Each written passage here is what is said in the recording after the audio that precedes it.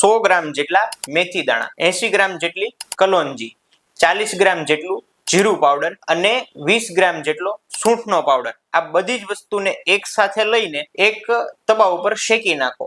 આ શેકેલો જે પાવડર છે એને ભૂકો કરીને એક બોટલમાં ભરી લેવાનો છે અને રેગ્યુલર જમ્યા બાદ 30 મિનિટ પછી ગરમ પાણી સાથે લેવાનું ચાલુ કરવાનું છે. આનાથી તમારા શરીરમાં મેઇન 3 ફાયદા થતા જોવા મળશે. એમાં પહેલી વસ્તુ છે, જો તમને કોઈ પણ જોઈન્ટનો દુખાવો રહેતો હોય, સ્ટીફનેસ રહેતી હોય અને કમર ઘૂંટણનો દુખાવો હોય તો આ બધી જ વસ્તુમાં રાહત થતી જોવા મળશે. બીજી વસ્તુ છે, પીસીઓએસ કે પીસીઓડી ની તકલીફ હોય, તમને માસિક ધર્મમાં તકલીફ રહેતી હોય તો આ બધી જ વસ્તુમાં તમને 100% રાહત થતી જોવા મળશે.